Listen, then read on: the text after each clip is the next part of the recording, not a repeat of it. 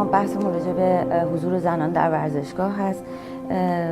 اول از همه می‌خواستم سوال کنم که آیا به نظر شما زنان میتونن در ورزشگاه حضور پیدا کنن؟ شما موافق هستید باهاش یا چی؟ با یاد و نام معمار استادیوم 100,000 پسری شیرودی امام راحل دامنش هم آنتیزنه، پاسخ شما خیر هست و بنده موافق نیستم. خانم چه حرفی شما میزنی؟ چه معنی داره خانوما برن ورزشگاه؟ مگه آشپزخونه ره از ما بانوان ولایی گرفتن؟ اونجا بهترین ورزش رو میکنیم. البته اینکه خانوما میتونن برن یا نه من نمیتونم صراحتا بگم آره یا نه، این رو باید علما بگن. خب حالا صراحتا نه، ولی به کدوم طرف مایلی؟ من به طرف مقام و عظماشون مایلم. امیدوارم که ایشون هم به سمت بنده مایل باشه. الان این مشکلی که میگن که مراجع و فقها مخالفن، برای اینکه میگن مشکل شرعی داره، شما اینو چجوری توجیه میکنید؟ ببینید شرع ولایی و امامی ما حساب همه جا رو کرده، خیلی مراقب حقوق بانوان هست.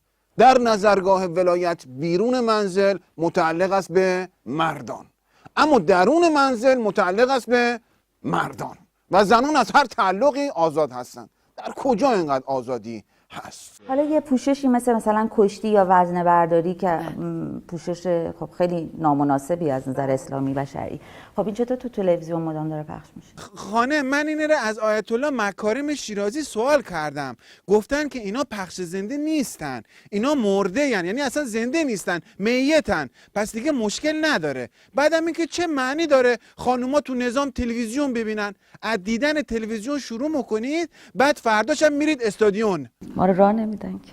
دیدی خانوم، از تلویزیون شروع کردی الان هم میخوای بری استادیون. من نمیدونم شما اصلا این مطالبه رو از کجا آوردی. الان از هر خانمی که بپرسی که بگی مطالبتان چیه، میگن سلامتی مقام عظما و اجرای طرح نهی از منکر. کدوم خانم اینا رو میگه؟ همه خانوما، مثلا آیت الله مکارم شیرازی، آیت الله امامی کاشانی، آیت الله موعدی کرمانی، آیت الله خاتمی، آیت الله علم الهدی، حتما الان میخوایم بگه اینا خانم نیستن، ولی خب حرف دل خانما رو که میزنن که. الان اصلا این اشکال از کجا به وجود اومد؟ این اشکال از زمان آدم و حوا بوده. اون موقع که استادیوم نبود که. پس چی بوده؟ پس ملت کجا فوتبال میکردن؟ حتما میخوایم بگین ملت هم نبوده ها؟ حتما میخوایم بگین فوتبال هم نبوده ها؟ ببین به خاطر یه استادیون شما تاریخ رو تعریف میکنید ها؟ خب با توجه به اینکه شما گفتین که در ورود و خروج باید جدا باشه برای زنان و مردان، خب تو کنسرت و تئاتر و سینما هم که اینا تفکیک نشده. صبر داشته باشید بابا، همش ما 5 ساله که دولت اعتدالی اومده، همه چی رو تفکیک میکنیم، درها، پنجره ها، کوچه ها، پیاده روها. یه طرحی داریم که همه درهای ورودی باشه متعلق به مردان، همه درهای خروجی متعلق به زنان. حالا یه درهای هوشمند هم ساختیم با استفاده از تکنولوژی نانو که دره خودش متوجه میشه که اگه زن باشه 4 قفله میشه، اگه مرده باشه 2 لنگه 4 تاق باز میشه. بله خلاصه ما هم خودمون رو بروز میکنیم. خب همین بحث بروز بودنه دیگه. مثلا خود امام مثلا تو سال 42 مخالف رأی زنان اینا بودن، یا مثلا چه میدونم راجع به شطرنج یا راجع به ماهی اوزنبرون اینا نظرشون عوض شد.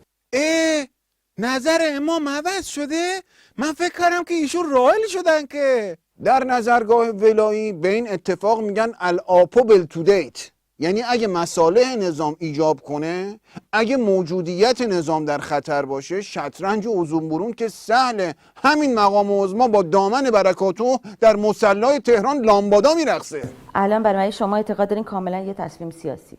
ببین خانم، ما تو مجلس و پایگاه بسیج و اینا شعله زرد و ترک و فیرینی و شیر برنج این چیزا درست میکنیم. چی سیاسیه؟ این که زنها حضور پیدا نکنن تو ورزشگاه. البته که سیاسیه. کف خیابون ملت شعار میدن خامنه ای ببخشید وقتشه که بلند شی. حالا شما میای یه بحث استادیوم میندازی وسط، حالا بدو دنبال استادیوم. یه آزادی کنسرت میگی، حالا بدو دنبال کنسرت. یه بحث تهدید جنگ میندازیم، حالا همه بدو دنبال جنگ. خب یعنی الان ما فشار بیاریم به دولت میتونیم ورود کنیم به ورزشگاه؟ مگه آب میوه گیریه خانم که فشارش بدی آبش بگیری؟ تازه اگه بحث آب میوه هم که باشه، این دولت به من و شما نمیده که، میده مقام عظما که واجب تر هم هسته، فشارش افتاده بهش آب میوه میدن. یه جوری شما از فشار به دولت صحبت میکنید که انگار آقای روحانی ماندلاست. بابا خود آقای روحانی اجابه اجباری کرده، بعد حالا شما دنبال گرفتن حق زنان از ایشون هستین؟ آقا رو حالا یه سوال شخصی دارم. شما خودتون توی برای اینکه برسیم به این جایگاه نماینده مجلس 12 سال نماینده مجلس بودین، با تبعیض روبرو نشدین در مورد به خاطر زن تبعیض بودن؟ چی؟ جلسه‌ای بوده که نتونستین حضور پیدا کنین برای اینکه خیلی مردانه بوده جلسات یا چی؟ مگه تو مجلس جلسه هم مزارن؟ من الان 12 سال نماینده مجلسم، جلسه نبوده، بیشتر شله زرد درست میکنیم، بوردا نگاه میکنیم، راجع به حقوق آقایون صحبت میکنیم اینا. خب یک سال دیگه فقط شما راهکارتون چیه؟ فکر می‌کنین چه قدمی میشه برداشت واقعا؟